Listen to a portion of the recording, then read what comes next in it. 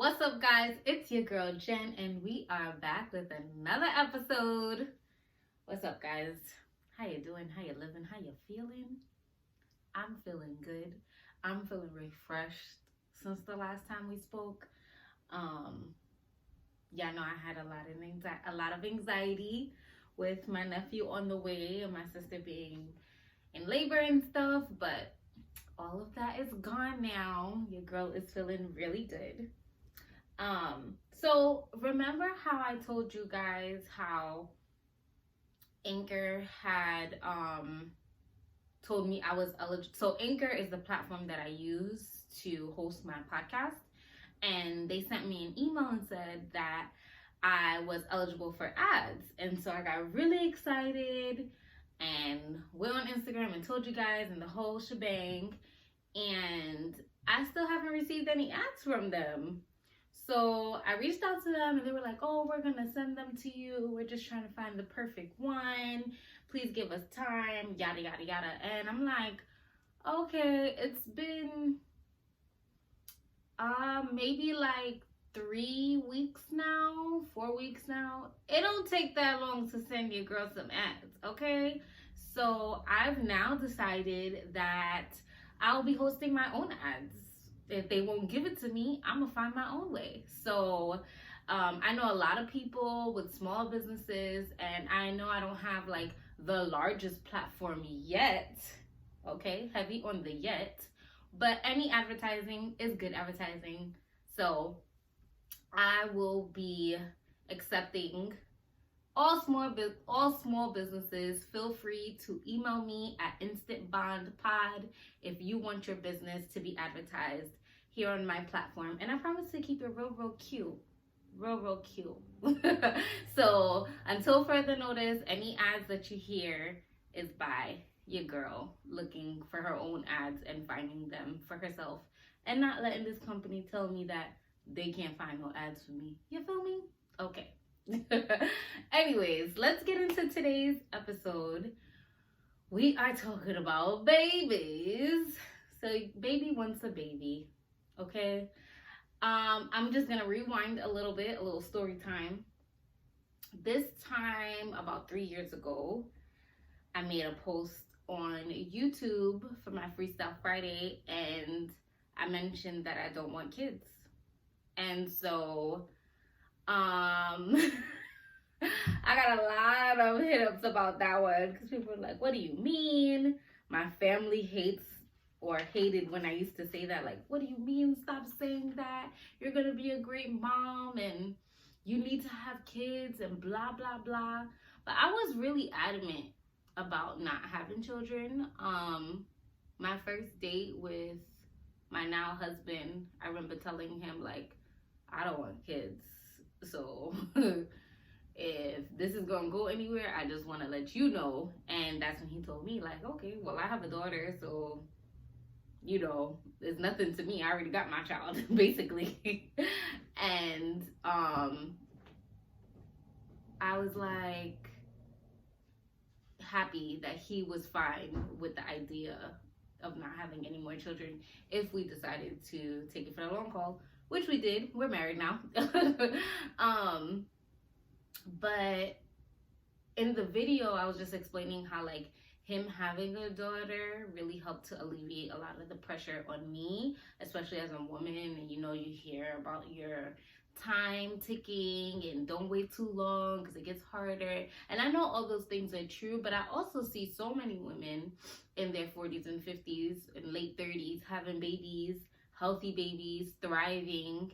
And I just felt like if I were to have kids, that would be me. Like, that would be my story. I would be, you know, the late 30s, early 40s woman having children, because at 28, I just could not even see how it was remotely possible that I was going to be someone's mother. Now, fast forward 3 small years later, okay, your girl is married and wants children. So we're gonna talk about what changed for me. So for one, I would say a huge part of it was the passing of my father. That hit me so hard. I remember after my dad passed, it was probably like a week or two, sometime after, I was in the room talking to my sister, and I was like, I'm gonna have kids.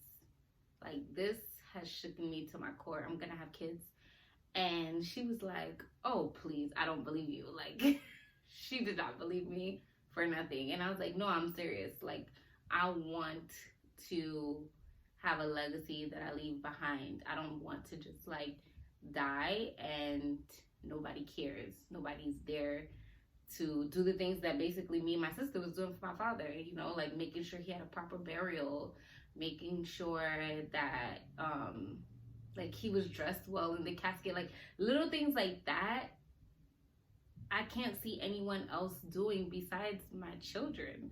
And it's like unfortunate, right? Like, you don't want to have to think about you being here for your kids only to die, but that's life, right? Like, we're all gonna die one day. And so when you think about it, like, who's gonna be there in those dying days?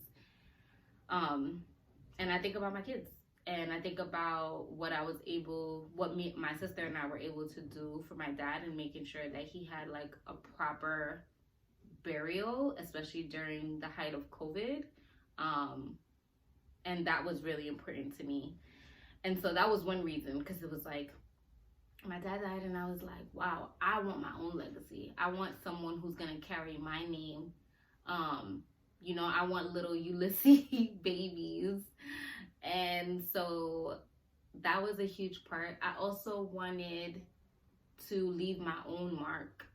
Like, I feel like even though there's definitely been some challenges between my father and I feel like I've taken so much of him and my mom. And so I feel like those are the things that I can instill in my own children. The Haitian culture, there's a lot of morals and values that I want to instill in a child that I don't get to necessarily do with my bonus daughter. And so that's really important for me to like raise my own little people and raise them to be the best version of themselves that they could be. And it wasn't until his passing that like that revelation came about. And so that's one very important reason. I would say being married also, I honestly feel like me having my bonus daughter has also helped me to see that I can be like a parent, even though I'm not her biological parent. I feel like I'm an important adult in her world, and I feel like it's important for me to make sure that I'm doing right by her and doing right by myself, to show her how to do right by herself.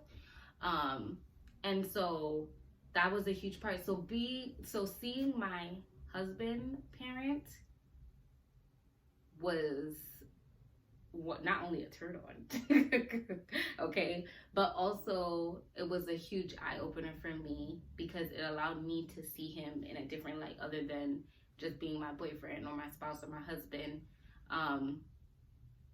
It allowed me to see him as a father. Like, there's so many moments where I just sit back and watch them interact, and it's so beautiful. And I want that. Like, I want more, you know, like I want more little kids running around and being able to call him their father, because I feel like he's such a great man and role model. He has so much patience, so much kindness. And I always hear women say, like, or just people in general, men and women, they're always like, you don't know who you're having kids with until you have kids with them. And it's always said in like this negative way of like, maybe the guy leaves, or the woman is batshit crazy, or whatever the case is. But I feel like being able to see him firsthand, even though it's not our child, like, I know that he would love our child just as much because it's still an extension of him, you know what I mean? So being able to see him as a father definitely played a huge portion into why I feel like he would even help me to be like a better mom and a better parent. And I remember before, I would always say, like, I don't want to be with someone who's already a parent. Like, I don't want to be with someone who already has a child.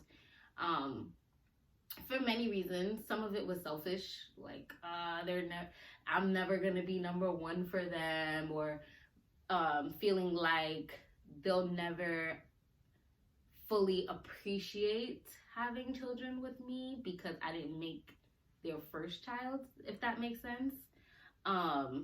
It's almost like I'm the only one in that moment having this first time. That was my mindset before, but my husband, he's never had a child with a wife. You know what I mean? Like, he's never had a child with me. So it's still a first. And I don't think him having his daughter takes away from us having kids together like I used to. And I'd say lastly, like, I needed to do a lot of growing and maturing. I noticed that, like, for example, with like my nephews, my nieces, or even my bonus daughter, I've been very like hard, like cold, like solid. I don't really waver too much. Well, at least in the past, I feel like I didn't really waver too much. It was more like what Auntie Jenny said or what Jenny said is what goes. And we're gonna do this because I said to do it. Like, don't back talk me. It was very old school Caribbean. Okay, it's very much how I grew up. But I feel like being a part of my bonus daughter's life, growing older, I follow a lot of like mommy pages and relationship pages, and just learning from other people. I listen to a lot of podcasts about parenting. Learning from other people and hearing other stories is so important because it allowed me to see that there's another way to parenting, and it doesn't have to be the way in which I grew up 100%. And it's okay to take some of those values and disciplines and relate them back, but it's also okay to create like new rituals and remove like the toxic side, remove the side that when you were younger it made you feel like small and belittled. So it's like, if I felt like that as a child, why do I want to make the next child feel like that? You know what I mean? It's not your intention, but it's exactly what you're doing. So excuse me, part of that is like, I'm really part of deciding to be a mom is learning that I had a lot to learn, and I still do. I'm not saying I got it all figured out now. I'm just saying I've come a long way in those 3 years where I couldn't really stand to be around kids too long. Like, they really got on my nerves. After a while, I'm like, oh, please go back to your mama. I feel like now I have much more of a patience and a tolerance for children. I feel like they bring out the kid-like side of me, which is great. And so I feel like with that, it just kind of balances everything out. I'm still very much a disciplinarian. I believe that kids need structure. They need discipline, but how I discipline is different. It's more so of a conversation and letting them understand why what they did is wrong, opposed to, I said it was wrong, that I told you not to do it, you did it, now you're in trouble kind of situations. More so of a speaking to than anything else. And so I think I really needed that time. Like, I can't imagine having been 28, 29 and having a child and raising them with that hostile energy. And I don't know if it would have shifted, because there's so much pressure in being a parent that when you're in the moment, I don't know if you're always able to sit back and analyze what you're doing. But I think that being able to learn how to do those things now, like now I'm overly analyzing myself and the decisions I make, and journaling and loving myself and committing to self-care and all those things. I think it's going to make me a better mom in the future whenever my husband and I do decide to have children. But for me, it's just monumental in its own that I've actually come to the decision to want to have children. So I know with the holidays coming, I'm gonna get the talking to from my husband's side of the family and my side of the family about why we don't have kids yet and when we're gonna start and all these things. But I hope that they're just excited to hear that we are willing to have kids now, opposed to before, when it was more like we didn't say no, but we wasn't saying yes either. It was like, yeah, down the road. But now we have an actual timeline about when we want to start and how we see our family growing and having those type of conversations. So hopefully, my family lay off of me a little bit. And if y'all listening, please lay off of me a little bit, because it's a lot of pressure to feel like you have to bring forth life. And it's overwhelming, and so I don't want to be ambushed anymore. And I don't want to be forced. Just know that we are having fun trying. And we plan to have one in the future, in the near future. And we're hoping that we can be amazing, beautiful parents. I think another thing too that I didn't mention earlier is having those conversations with my husband about my fears of being a parent, and him trusting me so much, because I think that says a lot too. Like, I can think I'm doing a great job with our bonus daughter, and really I could be doing like the worst job, right? But he sees me co-parenting in a sense with him, and he feels like I would be a great mom, and he trusts me to be with her when he's not there. He's trusting me to have his future children. He wants to. And that was another big thing for me too. I didn't want to feel like I was forcing him to. I wanted him to actually want to have children with me. And so being able to have those conversations with him, so that we're on the same page about how we see us raising our kids and the type of parents we'll be, and him feeling like, nah, babe, you got this. Like, you're gonna be great. It's just reassuring, like nobody wants to feel like they're gonna be crappy. And so anytime he gives me like praise for a way that I've handled a situation with his daughter, or anytime he like sees me with my nephew, he's like, oh, I can't wait till we have. It's just that little warm feeling in my heart where I'm like, yeah, it's about that time. So hopefully this stops all the questions of when, how, and if we are gonna have a baby, and just know that we are, just not right now, but we do plan to in the near future. And I hope that sits well with everyone, because it sits well with us. All right, guys, we're gonna wrap the episode right there. Don't forget to send any small businesses my way. You can email me if you want to be promoted on InstantBondPod@gmail.com, or you can reach out to me on Instagram, InstantBondPod. I'm also on TikTok again, InstantBondPod. And the question for the day, I got 3 questions for y'all.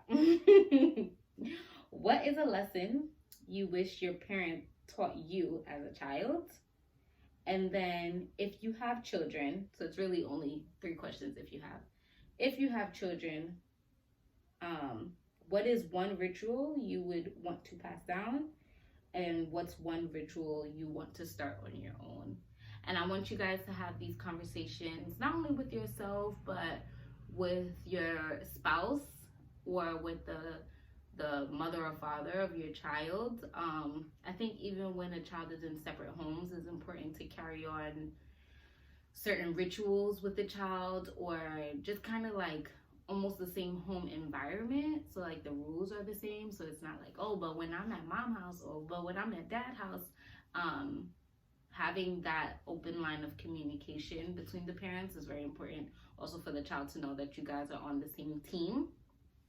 So have those conversations, think about that, think about, how you wish you were raised, maybe something that you wish your parents would have taught you that you had to learn as an adult, and see how you can pass that on to your child or your niece or your nephew or a kid in the community that maybe you mentor or something like that.